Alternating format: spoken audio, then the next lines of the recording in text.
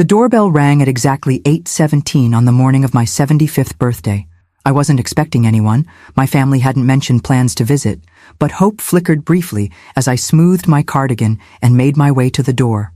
A teenage delivery boy stood on my porch, holding a small bouquet of roses that had clearly seen better days. Half the petals were already browning at the edges. "Delivery for Eleanor Jenkins," he muttered, thrusting the flowers toward me without making eye contact. "Thank you," I said, accepting the sad little arrangement. The boy was already halfway down my walkway, eager to escape the awkward duty of delivering what was obviously a last-minute, obligatory gift. Inside, I searched for a card, eventually finding a small envelope tucked among the wilting blooms.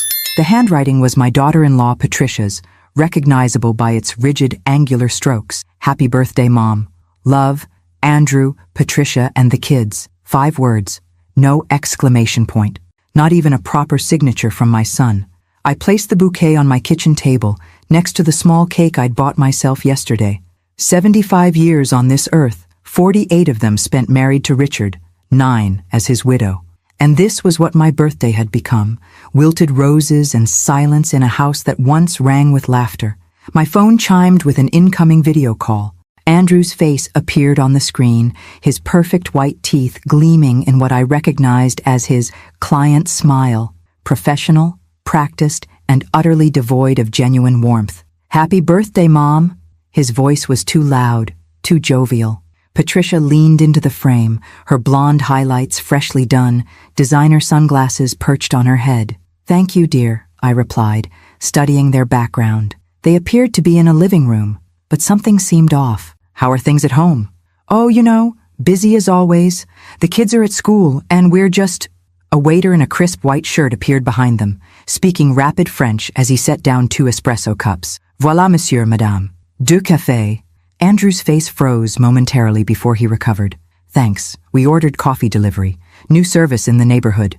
He angled the phone away from the distinctly European cafe setting. "How convenient," I said, my voice steady despite the realization crashing through me. "And where exactly is this neighborhood service delivering to?" Patricia jumped in, her laugh brittle. "Oh, Andrew's working from home today. We're at the house." As if on cue, the Eiffel Tower appeared in the window behind them as someone moved a curtain. "I see," I said quietly. "And is the Eiffel Tower a new addition to your backyard? Or have you perhaps taken a trip you forgot to mention?" The call ended abruptly. Whether intentionally or due to connection issues, I couldn't be sure. But the truth was crystal clear. My family was in Paris on my birthday, lying to my face about it. With hands that refused to tremble despite the hurt blooming in my chest, I opened my laptop, the one Andrew insisted I was too technologically inept to use properly. In 3 clicks, I accessed my bank account online. The withdrawals jumped out immediately. $12,000 2 weeks ago, $5,000 last week, first-class tickets to Paris, luxury hotel reservations, restaurant charges at Michelin-starred establishments, all from my accounts. I scrolled further back. The pattern had been ongoing for months, large withdrawals disguised as investment transfers or property maintenance. My retirement funds steadily drained to finance my son's lifestyle while I carefully budgeted my daily expenses, believing my accounts were dwindling naturally. The truth crashed over me in sickening waves. Andrew, my only child, the boy I'd nursed through pneumonia, the teenager I'd supported through his father's strict discipline, the man whose law school education I'd helped finance after Richard died, had been systematically stealing from me. And not just money. He'd stolen my dignity, my security, my trust.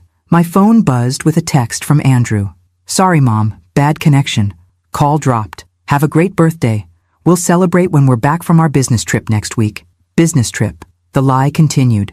I set the phone down and walked to my husband's study, the one room I'd kept exactly as Richard left it, the imposing oak desk where he'd worked on cases, the wall of leather-bound law books, the portrait of the 2 of us on our 40th anniversary.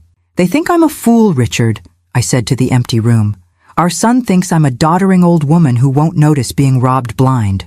I ran my fingers along the spines of Richard's books, first editions of legal classics, some worth thousands. Books Andrew had dismissed as dusty old things when he'd suggested selling the house. Behind the complete set of Justice Holmes's opinions, I found what I was looking for: the small key Richard had given me before his death.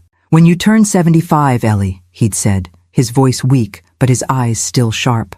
"Not a day before, promise me."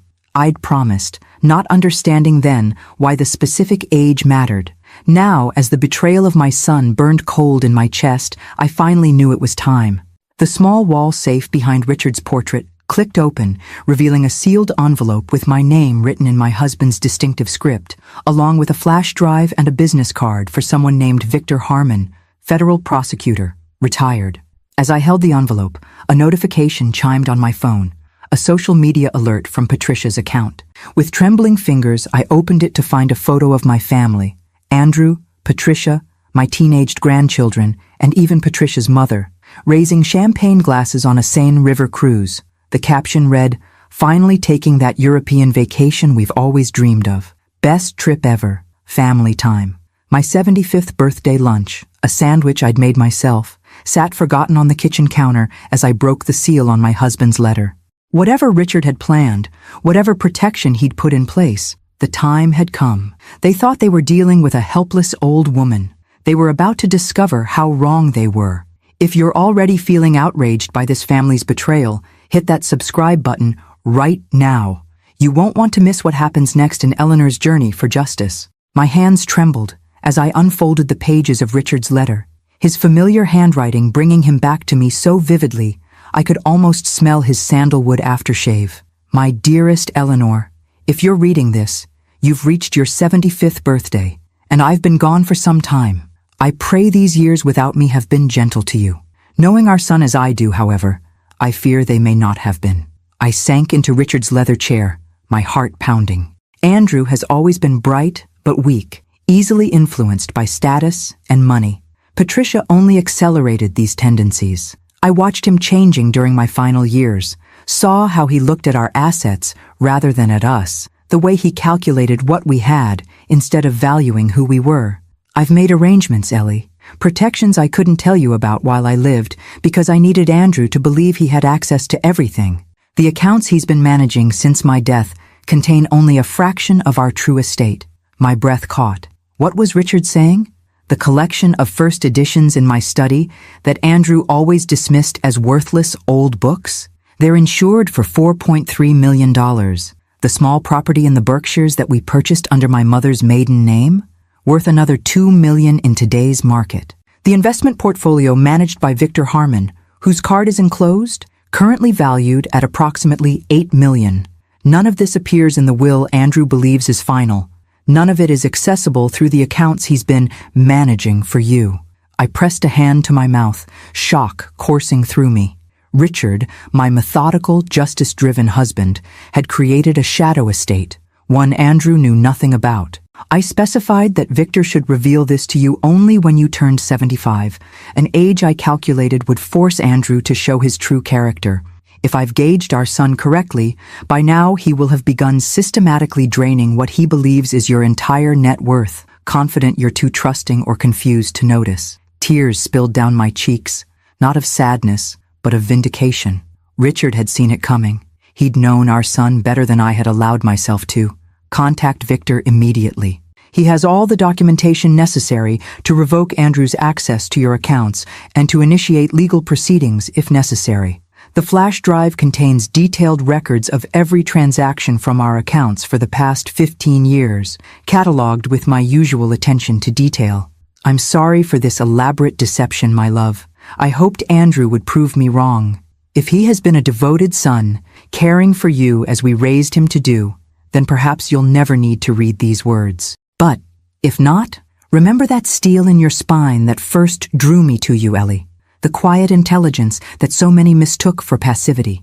Now is the time to show them who you've always been. Forever yours, Richard. I set the letter down, my mind racing. All these years I'd believed I was living on limited funds, carefully budgeting what remained of Richard's judicial pension and our modest savings. Meanwhile, Andrew had been siphoning from even that reduced amount, leaving me to deny myself small comforts while he and Patricia took luxury vacations with my money. And all along, a fortune had been waiting, protected by Richard's foresight. I picked up Victor Harmon's card, studying the embossed lettering. According to the date on Richard's letter, this man had been silently managing millions on my behalf for 9 years, waiting for this precise day. My phone buzzed again, another social media notification.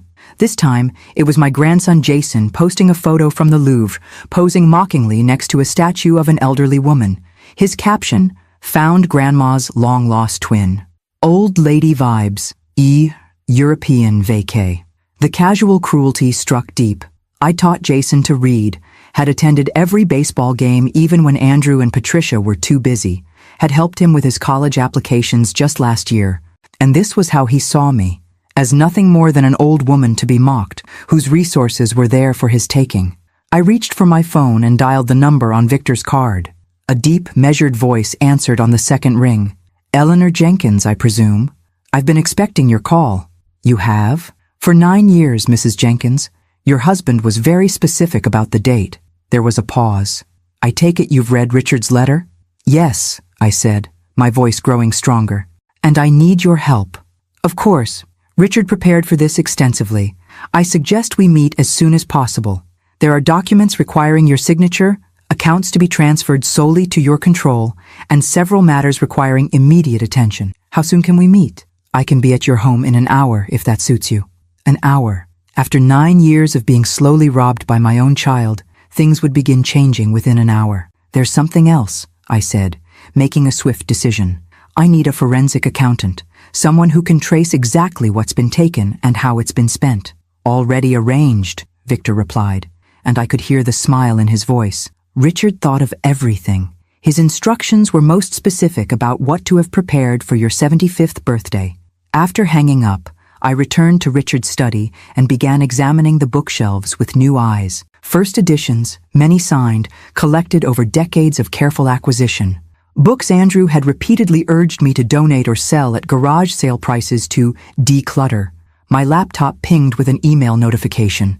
Andrew, sending a brief birthday message with a photo of the family at dinner in what appeared to be an elegant Parisian restaurant. My grandchildren wore new outfits I'd never seen. Patricia displayed a gleaming diamond bracelet, and Andrew sported an expensive watch that probably cost more than I allowed myself for 6 months of living expenses. "Wish you were here, Mom," the message concluded, the insincerity palpable even through the screen. I smiled thinly at the irony. They had no idea that I would be there, not physically, but through the financial reckoning that was about to rain down upon their stolen holiday. The doorbell rang precisely an hour after my call. Through the window, I saw a distinguished man in his 60s standing on my porch, silver-haired and carrying a leather briefcase that looked as expensive as it was worn. Victor Harmon had arrived, and with him, the first step toward justice.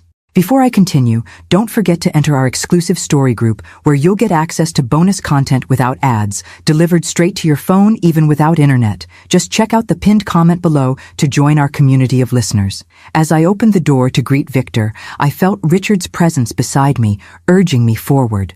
The time for being the overlooked, underestimated elderly mother was over.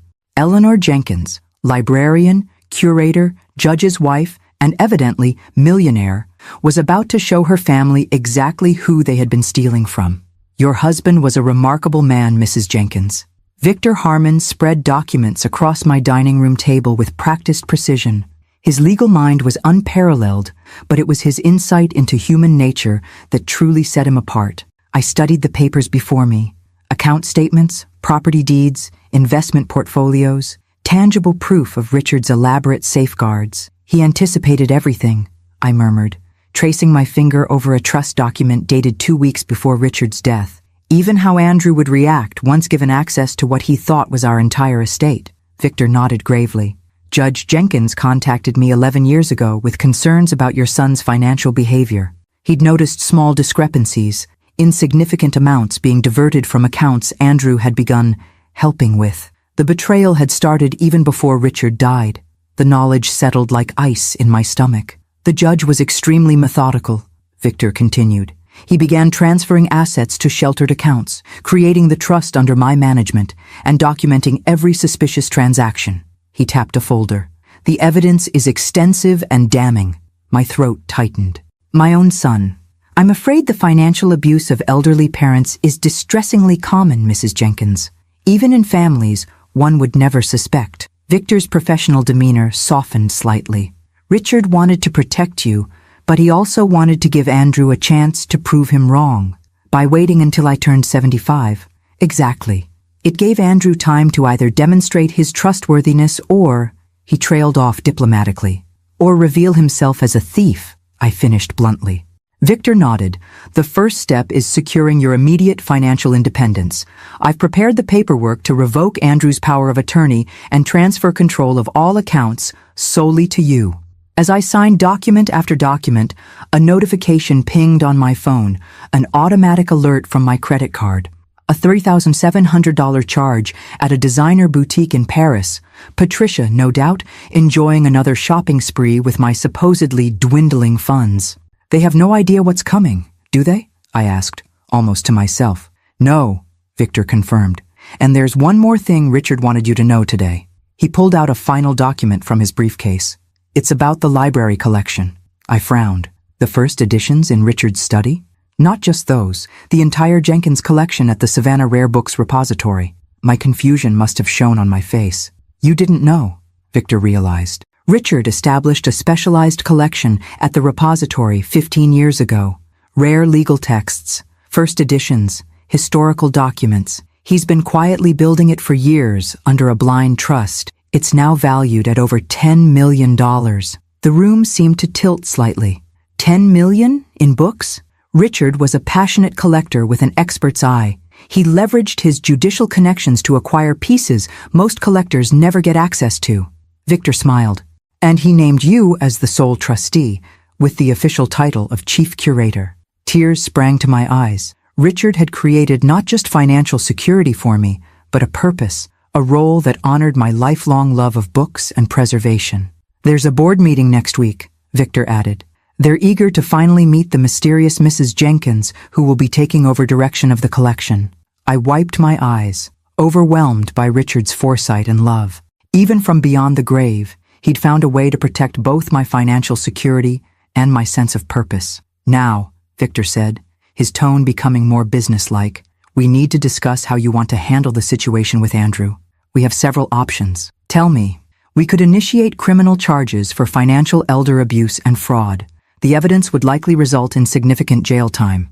He paused, gauging my reaction. Alternatively, we could pursue civil remedies, recovering the stolen funds without criminal penalties.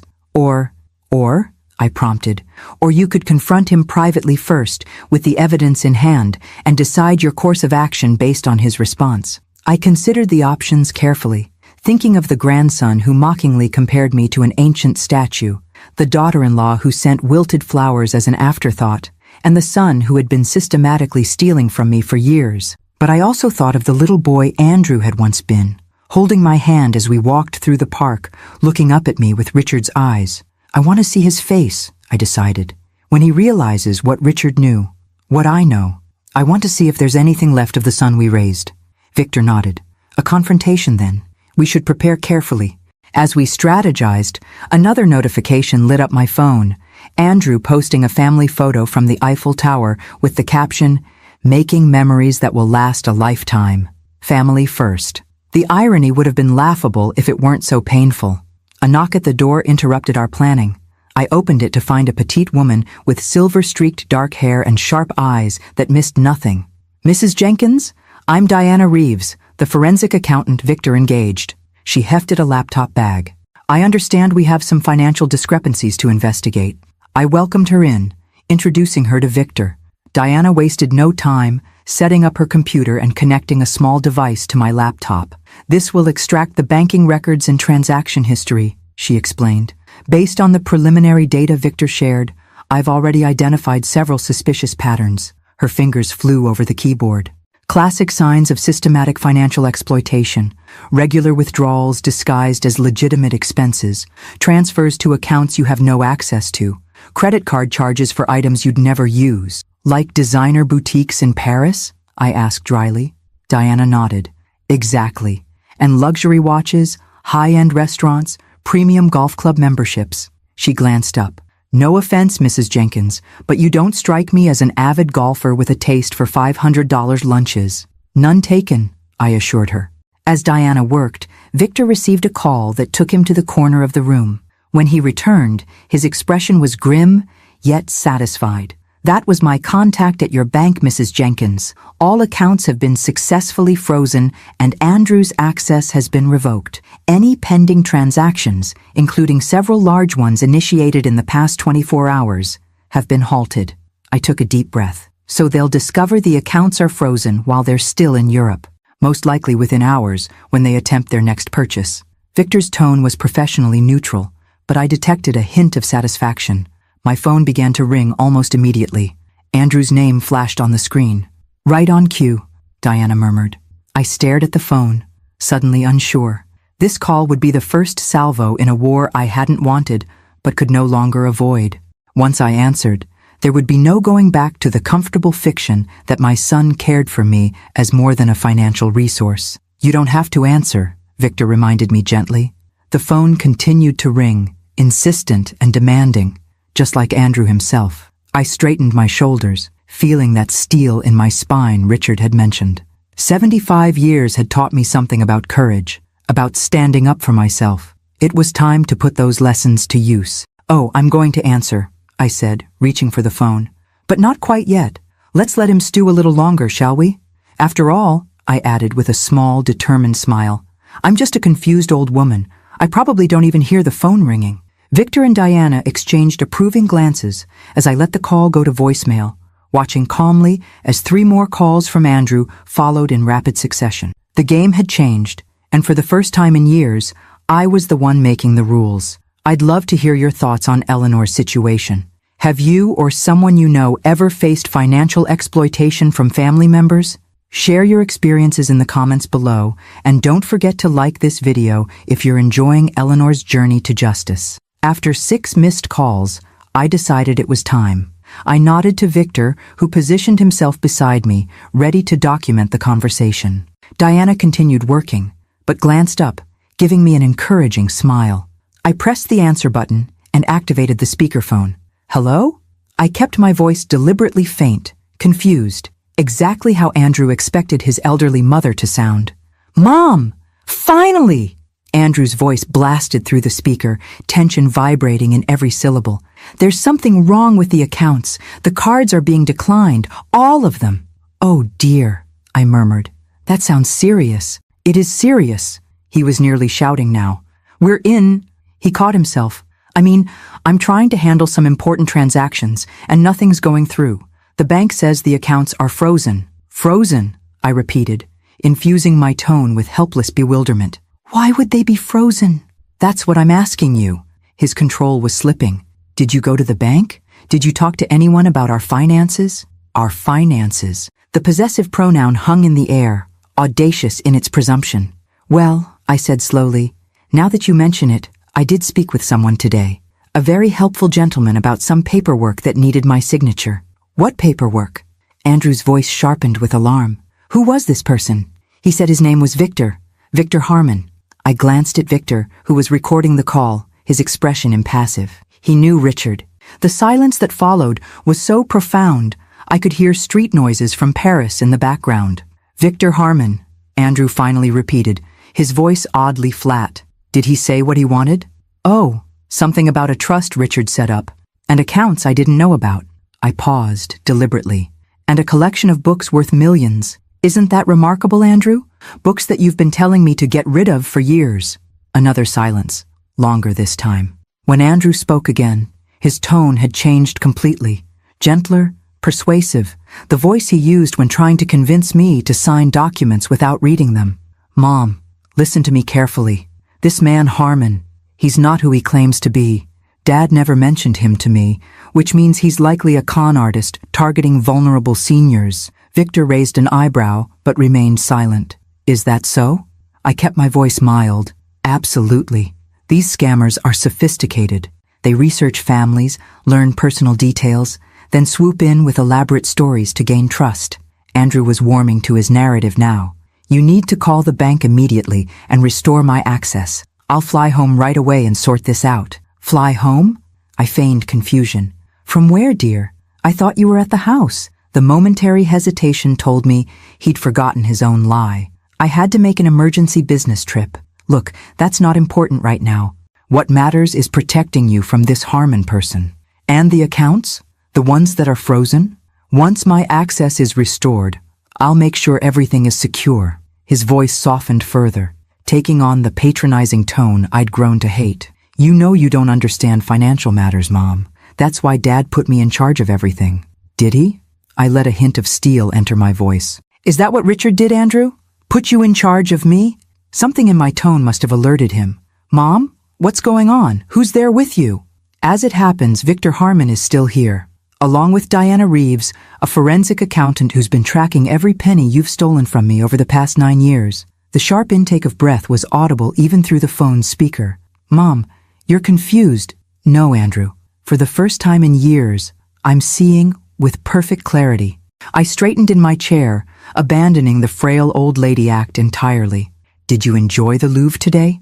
And Patricia's shopping spree at Chanel? The charges came through just before Victor froze the accounts.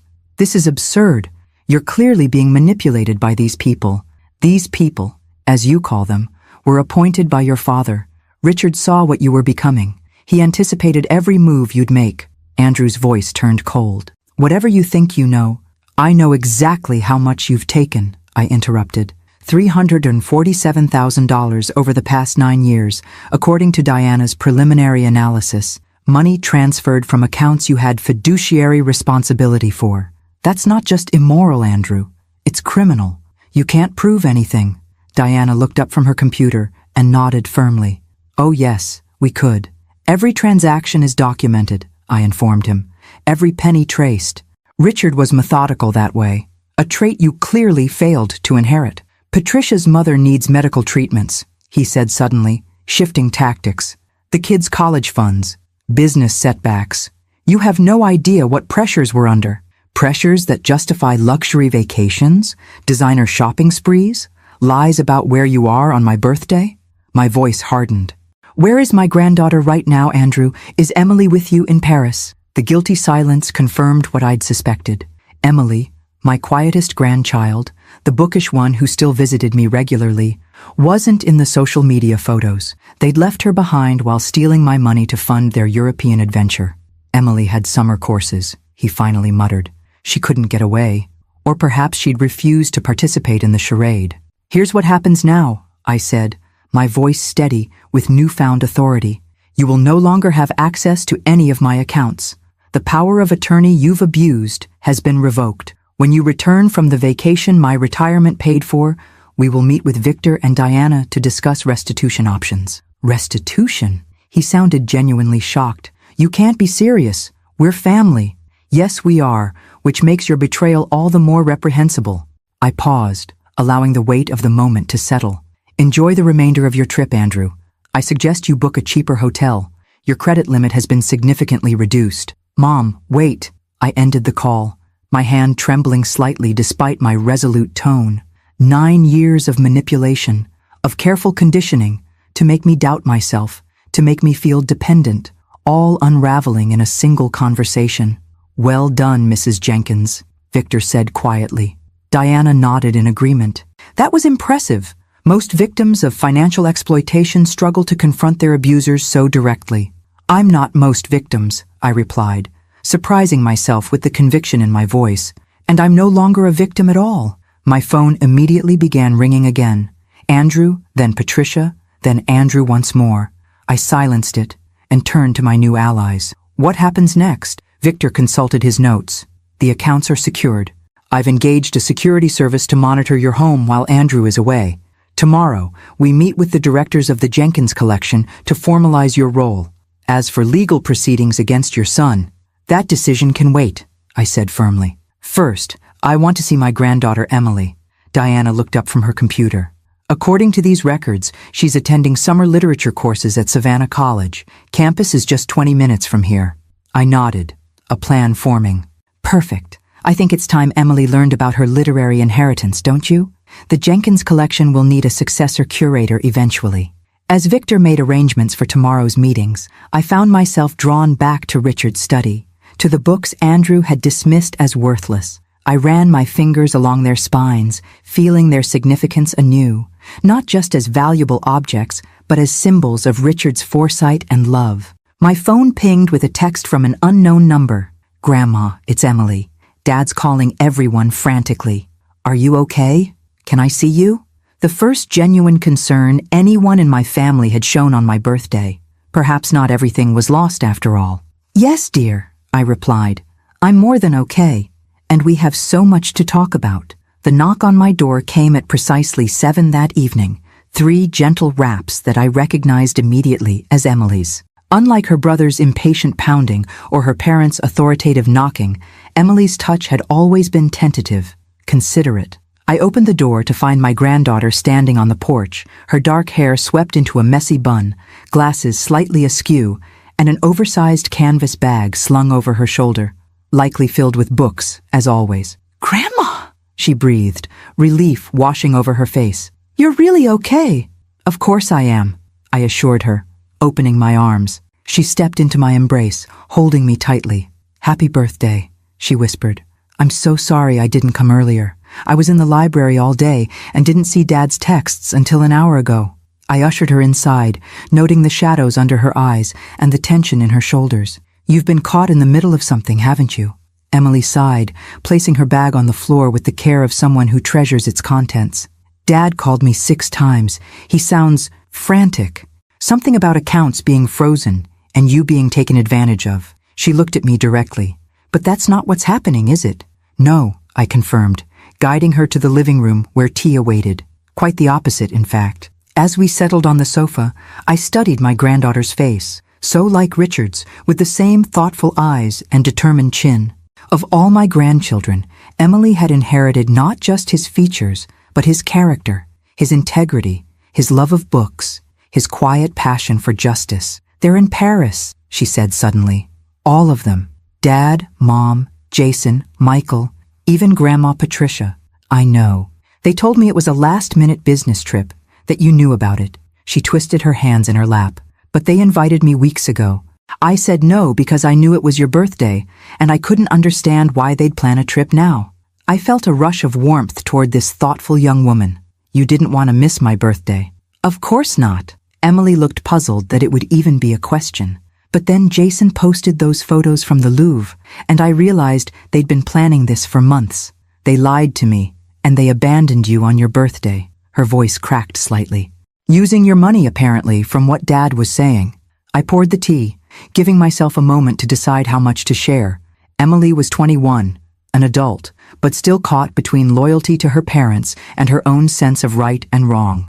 "Your father has been managing my finances since Grandpa died," I began carefully. "Today, I discovered he's been systematically diverting funds for his own use for years. The European vacation is just the latest example." Emily's face fell. "I was afraid it was something like that. Dad's been different lately, more secretive. Mom keeps buying expensive things, then acting weird when I ask about them." She set down her teacup. "Last month, I overheard them arguing about maintaining appearances and keeping up with expectations, even if they had to borrow from Mom's accounts temporarily." "Temporarily," I repeated dryly. 9 years is quite a lengthy temporary arrangement." 9 years? Emily looked stricken. "Since Grandpa died? They've been stealing from you all this time?" I nodded, then decided Emily deserved the full truth. "What your father doesn't know, what he discovered today when the accounts were frozen, is that your grandfather anticipated this. He created a separate estate, much larger than what Andrew thought existed, and arranged for it to be revealed to me on my 75th birthday." Emily's eyes widened. "Grandpa set a trap. A test, perhaps," I corrected gently. "One your father failed spectacularly. And now I've revoked his access to my accounts. The gentleman your grandfather appointed to manage the trust is helping me secure everything and explore legal options." I hesitated, then added, "Your father may face serious consequences, Emily. I wanted you to hear it from me first." She absorbed this in silence, her expression thoughtful rather than shocked. Finally, she asked, "What do you need from me, Grandma?" The question touched me deeply. Not, "How could you do this to my father?" or "Surely there's been a misunderstanding," but a simple offer of support. Richard would have been so proud of her. "Actually," I said, "there's something I'd like to show you." I rose and gestured for her to follow me to Richard's study. Emily had always loved this room, often curling up in the corner armchair with one of her grandfather's books during family visits. Now, she looked around with fresh appreciation as I explained about the first editions, the valuation, and the larger collection at the Savannah Rare Books repository. $10 million in rare books? She whispered, running her fingers reverently along a shelf. And Dad wanted you to sell these at a garage sale? Your father never understood the value of things that weren't immediately convertible to cash, I said. Richard knew that. It's why he established the collection in a trust, with me as curator. Emily turned to me, her eyes bright with sudden understanding. And you want me to help with the collection? Eventually, perhaps, if you're interested. You're studying literature and library science after all. I smiled at her surprised expression. Yes, I know about your double major, even though your father dismisses it as impractical. Dad says I should switch to business or pre-law, she admitted. Something with actual career prospects. Richard and I always believed in following one's passion, I told her. The Jenkins collection will need dedicated custodians for generations to come. Someone who understands both the financial and the cultural value of what we've preserved. Emily looked around the study with new eyes, seeing not just beloved books, but a legacy, a purpose. I'd be honored to learn, she said softly. But what about Dad? What happens when they come home from Europe? I sighed, the weight of that inevitable confrontation settling on my shoulders. That remains to be seen. Much depends on how your father responds when he returns, whether he shows any genuine remorse, any understanding of the damage he's done. He'll be angry, Emily warned. And Mom will be worse. I'm prepared for that. I straightened, feeling that core of strength Richard had always seen in me.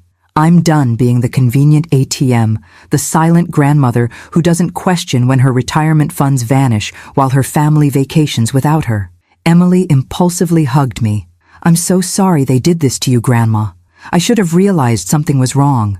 You're the only one who remembered my birthday without prompting, I reminded her, returning the embrace. And you chose to stay behind rather than participate in their deception. That matters, Emily. We spent the next hour discussing the rare books collection and the upcoming meeting with the repository board.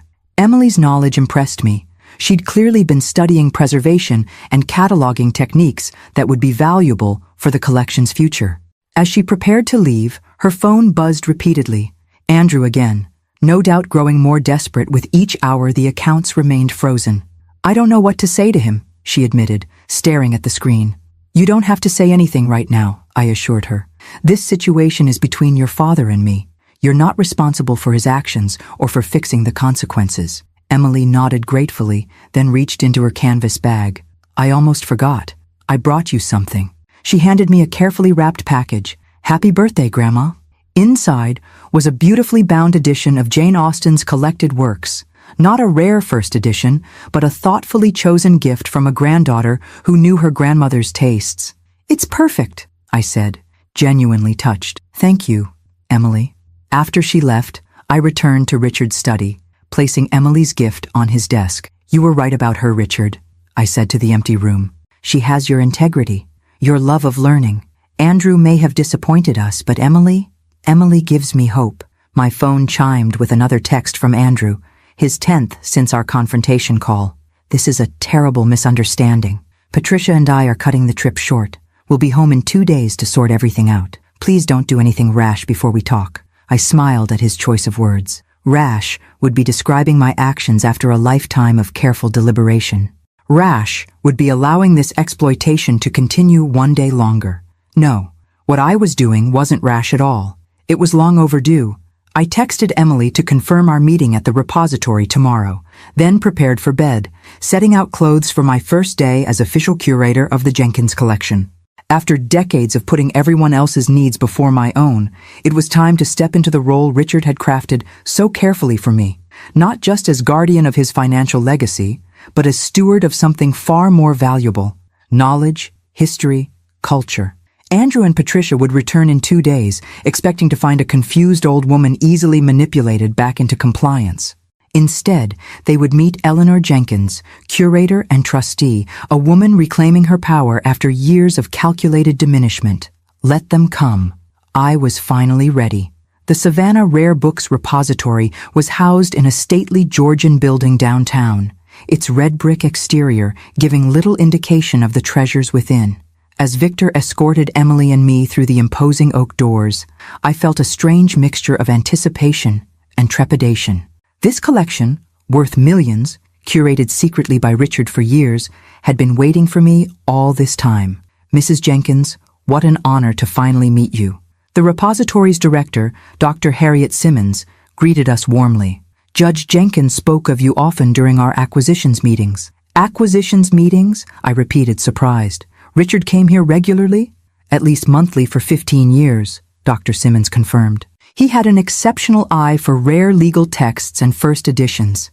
The Jenkins collection is one of our crown jewels. She led us through security doors into a climate-controlled room where display cases held illuminated manuscripts and leather-bound volumes. At the entrance, a discreet brass plaque read, "The Richard and Eleanor Jenkins Collection of Rare Legal and Literary Works."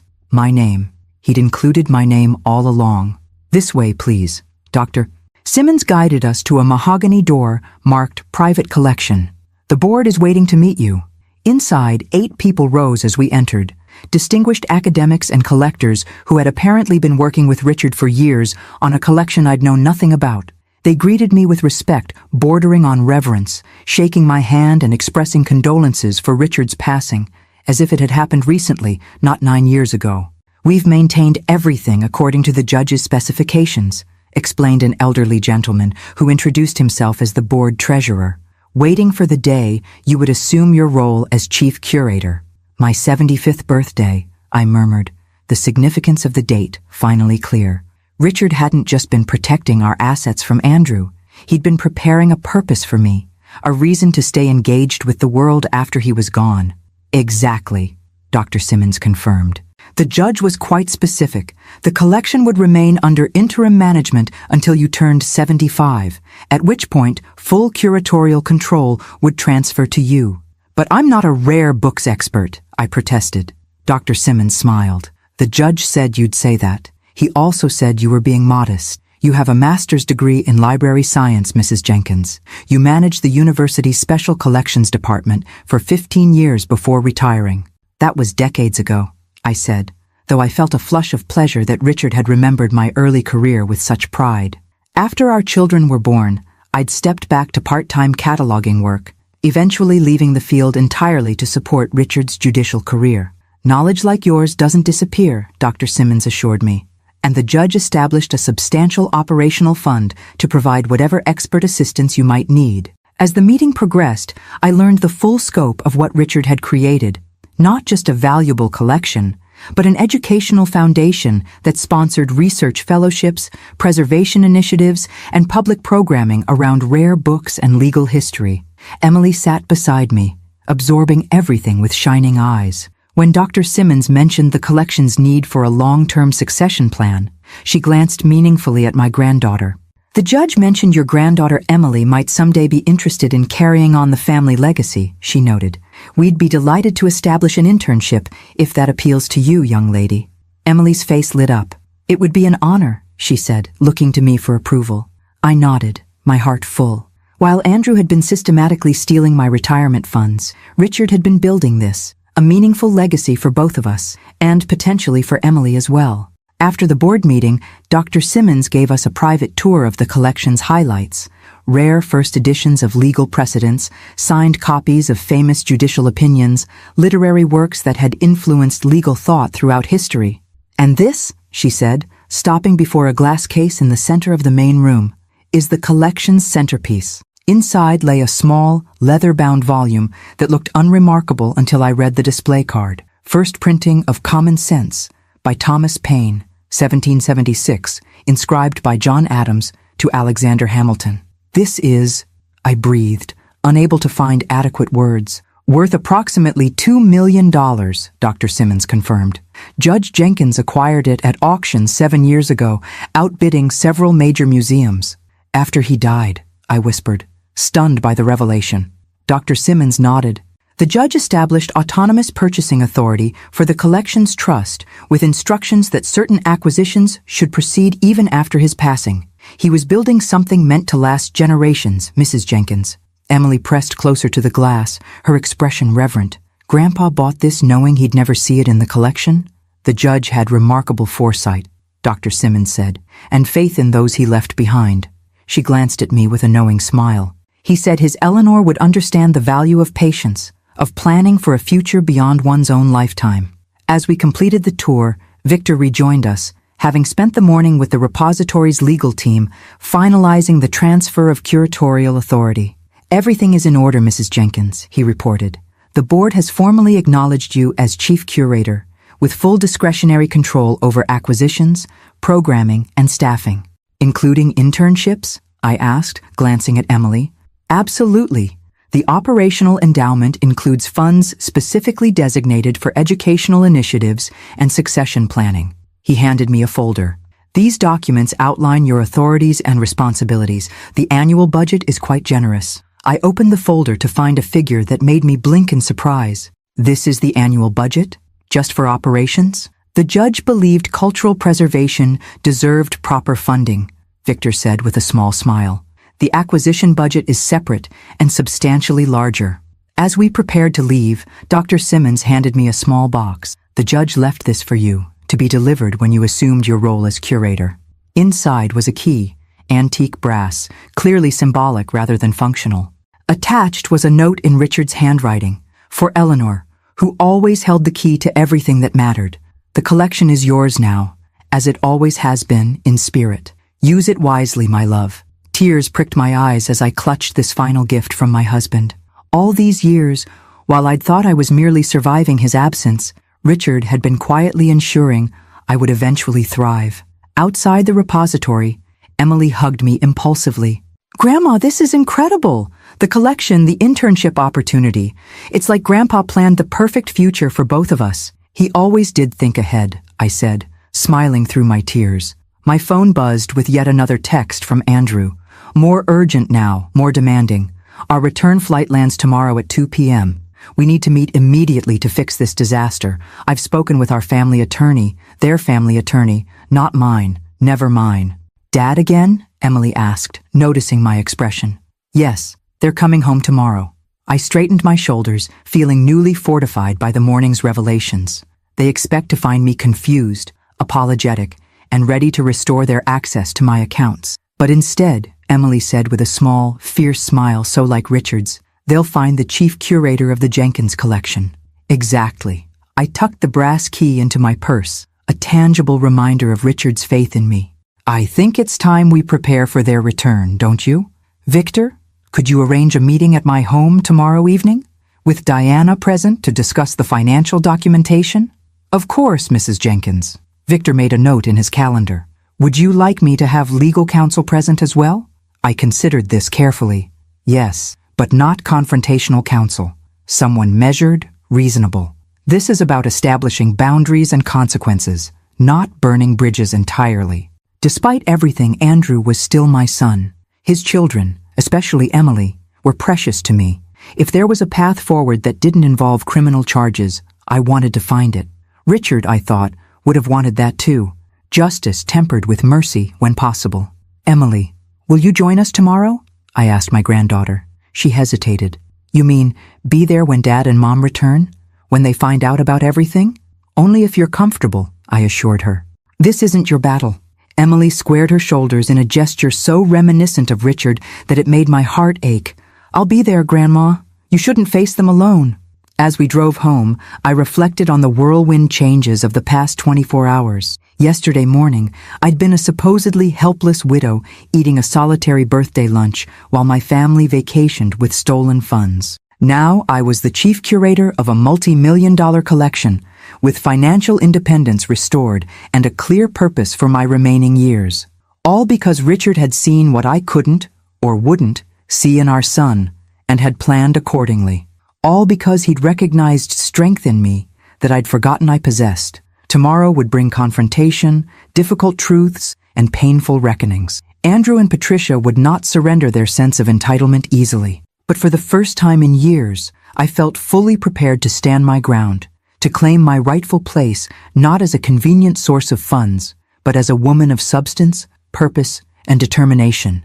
Let them come home to find their accounts empty and their assumptions shattered. I was finally ready. Don't forget to subscribe to our channel and hit the notification bell to make sure you don't miss the next chapter of Eleanor's journey. Will her son face justice for his actions? How will the family respond when they discover the truth? Leave your predictions in the comments below. I arranged the living room carefully for maximum impact. Richard's leather chair for me, positioned with quiet authority at the head of the room.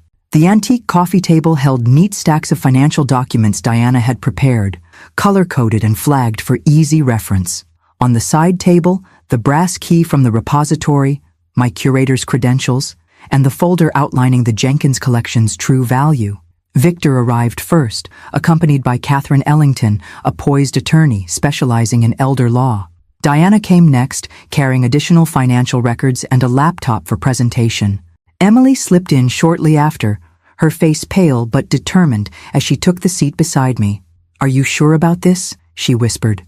"You don't have to confront them so directly. The lawyers could handle everything." I patted her hand. "Some things need to be said face to face, dear. Some truths need to be witnessed." The doorbell rang at precisely 6:30 p.m. Through the window, I could see Andrew pacing on the porch, Patricia standing rigidly beside him. Neither looked happy. "Showtime," Diana murmured as Victor moved to answer the door. Andrew burst in before Victor could properly usher them inside. "Mother, what the hell is going on? Do you have any idea what you've—" He stopped abruptly, taking in the assembled group. "Who are all these people? Emily? What are you doing here?" "Hello, Andrew. Patricia." I kept my voice calm, controlled. "Please have a seat. We have much to discuss." Patricia remained standing, her designer outfit crumpled from travel, her expression thunderous. "We don't need a committee meeting. We need you to fix whatever you've done to our accounts." "Your accounts?" Diana raised an eyebrow, opening her laptop. "Perhaps we should clarify ownership before proceeding." "Who is this?" Andrew demanded, gesturing dismissively at Diana. "Diana Reeves, forensic accountant," she replied coolly. "I've been analyzing the systematic financial exploitation of your mother over the past 9 years. Please, sit.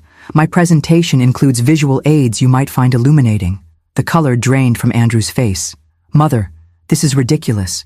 Whatever these people have told you."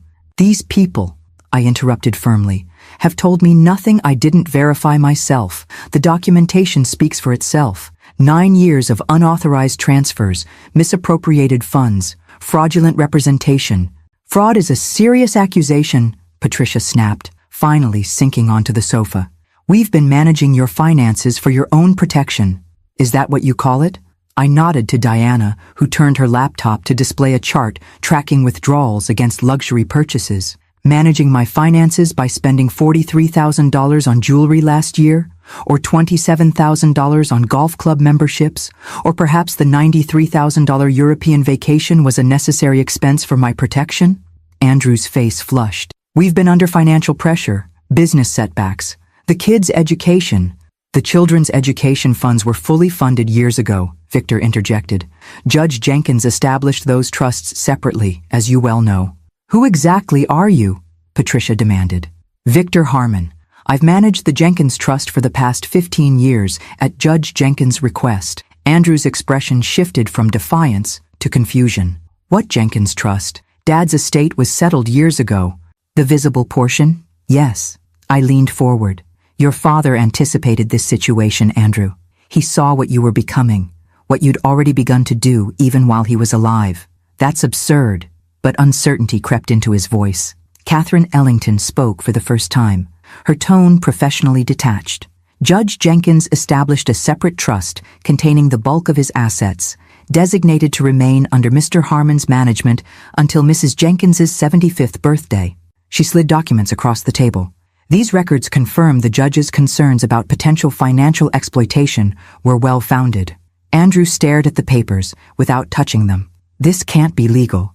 "It's entirely legal," Catherine assured him, "as is the evidence Ms. Reeves has compiled regarding your misappropriation of funds from the accounts you did control. That evidence could support criminal charges for financial elder abuse, fraud, and theft." Patricia gasped. "Criminal charges? Over family finances? Eleanor, you can't be serious." "I've never been more serious," I replied, meeting her gaze steadily. "You've stolen over $340,000 from me. used my retirement to fund your luxuries, and left me to eat a sandwich alone on my birthday while you toured Paris with my money. Emily shifted beside me, her voice quiet but firm. I saw the social media posts, Dad. You were all there. You, Mom, Jason, Michael, even Grandma Patricia. Everyone except me, because I refused to lie about where you were going. Andrew turned to his daughter, desperation creeping into his expression. Emily, you don't understand. This is a family matter that's being blown completely out of proportion. I understand perfectly, Emily replied. I understand that you've been stealing from Grandma for years, that you left her alone on her birthday, that you lied to everyone, including me. Patricia's careful composure cracked slightly. We didn't steal anything. We were managing Eleanor's money for her own good. She has no idea about finances. Richard always handled everything. Did he? I removed Richard's letter from the folder and read aloud. Remember that steel in your spine that first drew me to you, Ellie. The quiet intelligence that so many mistook for passivity. I looked up. Your father never saw me as helpless, Andrew. That was a fiction you created to justify your actions. Andrew ran a hand through his hair, a gesture of frustration I remembered from his childhood. This is insane. Dad would never have gone behind my back to set up some secret trust. And yet he did, Victor confirmed. The judge was extremely thorough in his preparations. He documented his concerns, established the trust with ironclad legal protections, and arranged for everything to be revealed to Mrs. Jenkins at precisely the right moment. The moment when you showed your true character, I added quietly. Andrew stared at me, naked calculation replacing his initial shock. So there's more money. Fine. That's actually good news for all of us, isn't it? We can sort out this misunderstanding and move forward as a family. His assumption, that after everything he would still have access to these newly revealed assets, left me momentarily speechless. Diana cleared her throat. Perhaps this would be a good time to discuss the restitution plan. Restitution? Patricia echoed incredulously. For the misappropriated funds, Diana clarified. We've prepared several options, ranging from structured repayment to liquidation of assets. Of course, these civil remedies would be in lieu of criminal charges, should Mrs. Jenkins choose that route. The reality of their situation finally seemed to dawn on Andrew and Patricia. This wasn't a misunderstanding to be smoothed over. This was accountability with real consequences. You can't be serious, Andrew said, his voice hollow. We're your family. Yes, you are, which made your betrayal all the more painful. I straightened in Richard's chair, feeling his presence supporting me. Here's what happens now. You will sign the restitution agreement Catherine has prepared, committing to repay every dollar you've taken. You will relinquish any claim to managing my finances or accessing my accounts. And you will acknowledge, in writing, what you've done. Or what? Patricia challenged, though her voice lacked conviction. Or I'll file criminal charges, I said simply. The evidence is comprehensive and irrefutable. Financial elder abuse carries significant penalties in Georgia, including potential prison time. The silence that followed was deafening. Mom, Andrew finally said, a note of pleading entering his voice for the first time. We're still your family, despite everything. Surely there's a better way forward than legal agreements and threats. I agree, I said, surprising him. A better way would have been honesty, respect, and genuine care for my well-being. That option was always available to you, Andrew. For 9 years, you chose differently. Emily spoke up unexpectedly. Grandma has offered you a path that keeps you out of prison, Dad. That's more generous than most people would be in her position. Andrew turned to his daughter with a look of betrayal. You're taking her side? I'm taking the side of truth, Emily replied steadily. And basic human decency. Catherine slid the restitution agreement across the table. You have 24 hours to review and sign this document. After that, Mrs. Jenkins will pursue alternative remedies. Andrew stared at the document without touching it. And if we sign? What then? Then we attempt to rebuild some form of relationship if possible, I said, my voice softening slightly. With clear boundaries and expectations. I don't want to lose my family, Andrew. But I won't be exploited by them either. Patricia stood abruptly. This is extortion. We need to speak with our own attorneys before signing anything. By all means, Catherine said smoothly, though I should mention that my firm has already prepared a criminal complaint, ready to file if necessary. The 24-hour window is firm. As Andrew and Patricia moved toward the door, I called after them. One more thing. They paused, turning back reluctantly. I've been appointed chief curator of the Jenkins collection at the Savannah Rare Books Repository. The position comes with significant responsibilities that will keep me quite busy. Emily has accepted an internship there as well. The blank incomprehension on their faces would have been comical under different circumstances. The Jenkins collection, I repeated, worth approximately $10 million. Another part of your father's legacy you knew nothing about. Andrew's expression crumpled. 10 million in books, while we've been struggling with expenses? The irony isn't lost on me, I acknowledged, though your struggles seem to have accommodated first-class travel and five-star hotels quite comfortably.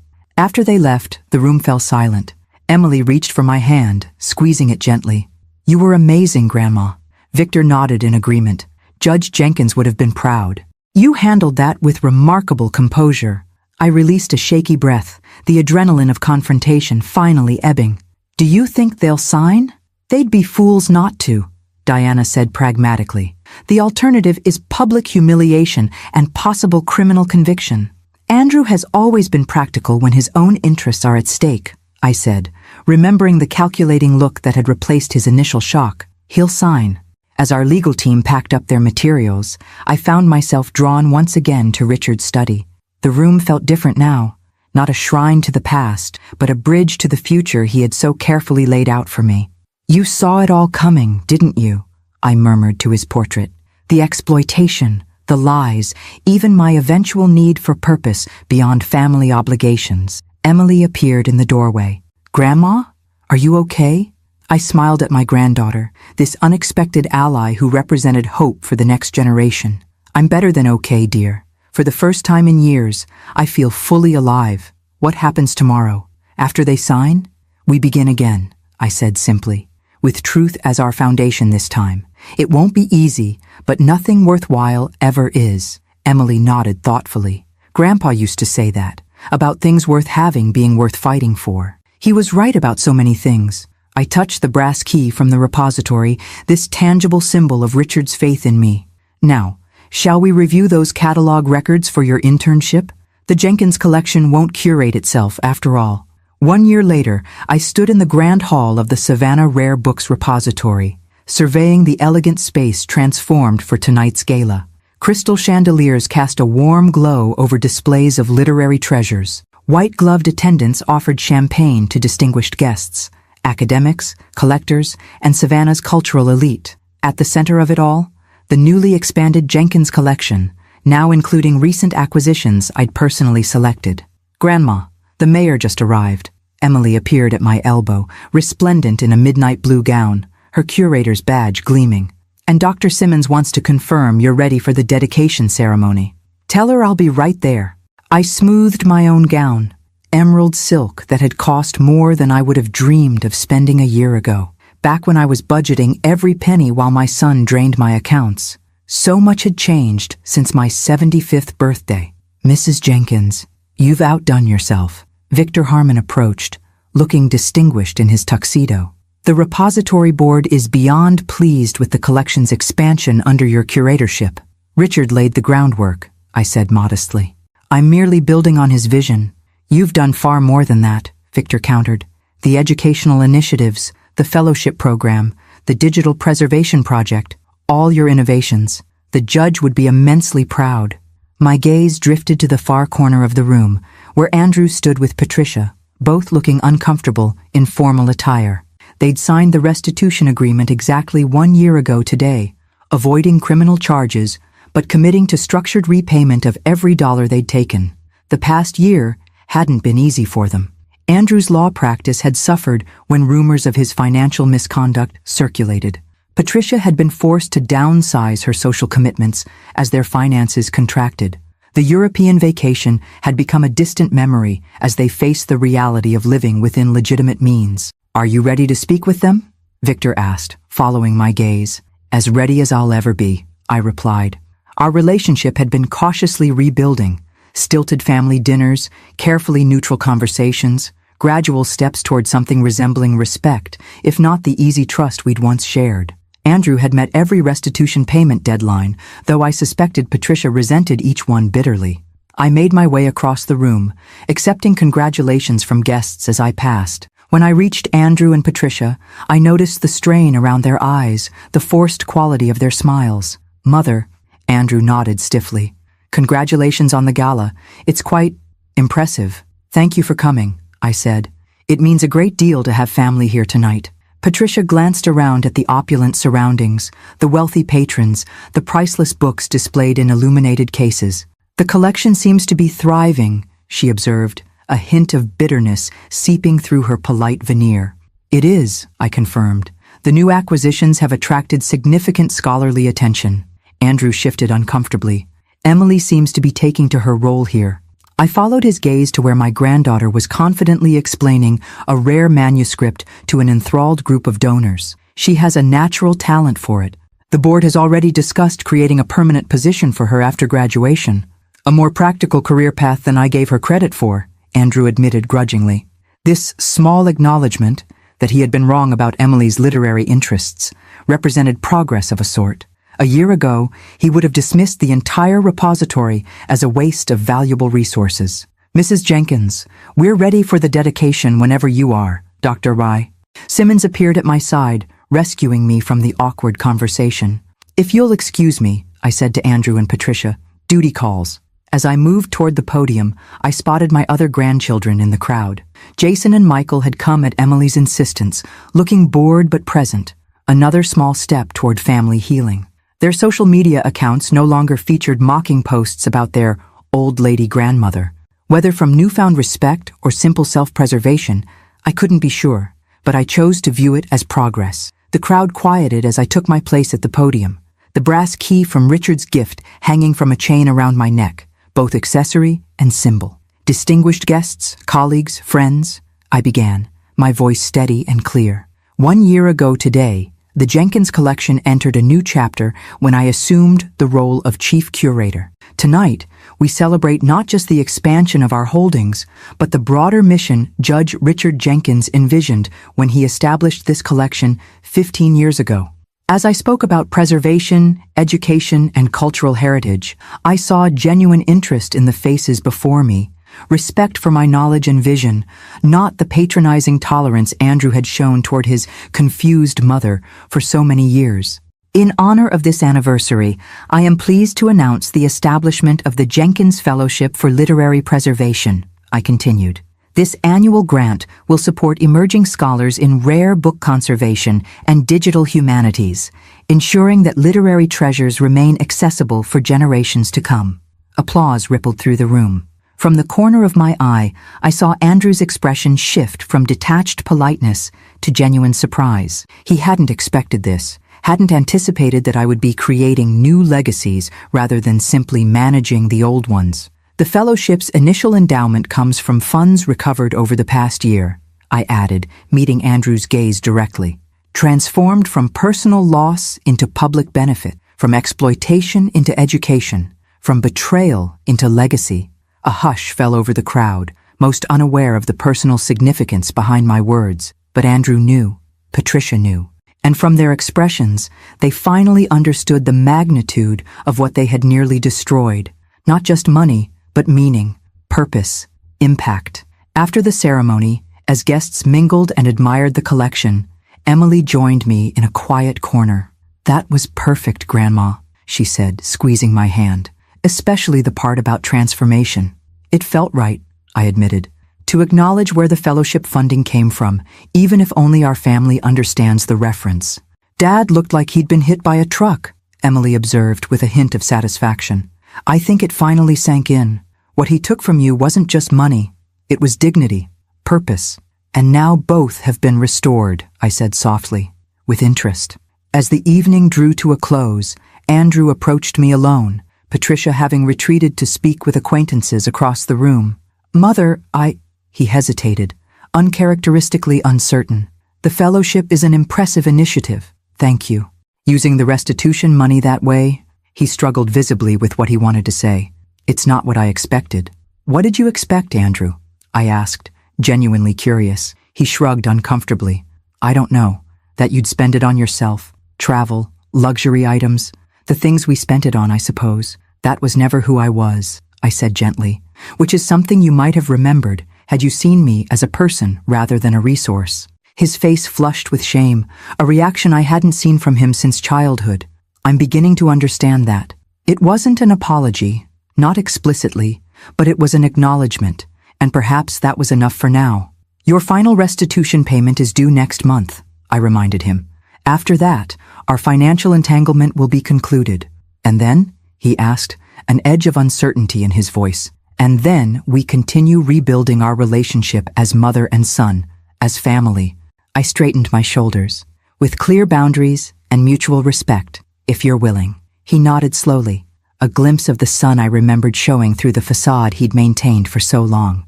I'd like that. As guests departed, and the repository staff began the careful work of returning priceless volumes to their secure storage, I found myself alone in the main gallery. The space felt sacred somehow, not just because of the valuable books it contained, but because of what it represented. Richard's foresight, my renewal, Emily's future.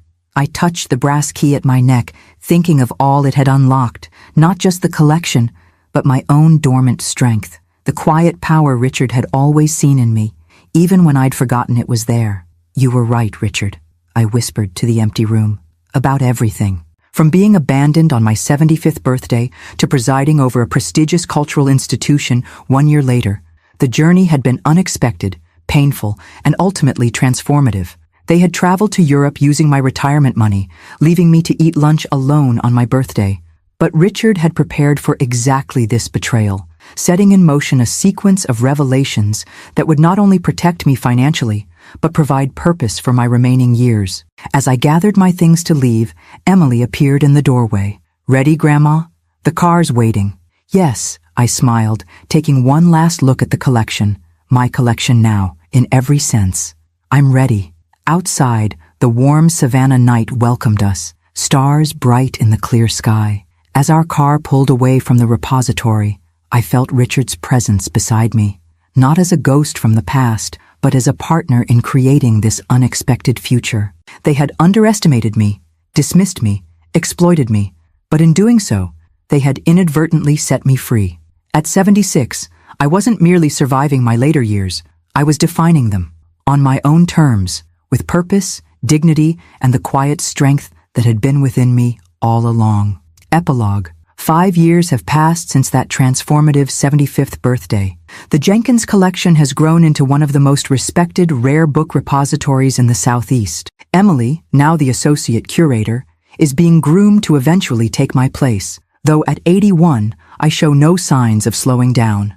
Andrew and I have reached a fragile peace, built on his gradual acceptance of boundaries and my willingness to forgive without forgetting. Patricia remains coolly cordial, though I suspect she still resents the lifestyle adjustments forced by the restitution payments. My grandsons visit occasionally, with genuine interest replacing their former condescension. The Jenkins Fellowship has supported 12 promising scholars, their work expanding our understanding of literary preservation in the digital age. Each time I read their research updates, I think of Richard, how he would have delighted in this legacy that extends far beyond our family. Last month, I received an unexpected letter from the National Book Foundation, nominating me for a Lifetime Achievement Award in Preservation and Education. The ceremony will be held on my 82nd birthday, a fitting symmetry that brings my journey full circle. When I stand at that podium to accept the award, I will wear Richard's key around my neck and carry with me the wisdom of these extraordinary years. That age is not an ending, but a transformation. That betrayal, painful as it is, can sometimes be the doorway to unexpected purpose, and that it's never too late to reclaim your power, your dignity, and your right to define your own story. They left me alone on my 75th birthday, never imagining that their betrayal would unlock the most meaningful chapter of my life, a chapter entirely of my own writing. Before I go, I want to thank you for joining me on this journey. If you found inspiration in Eleanor's story of resilience and reinvention, please hit the like button, subscribe to our channel, and share with someone who might need to hear that it's never too late to reclaim your power. Let me know in the comments, what would you have done in Eleanor's situation?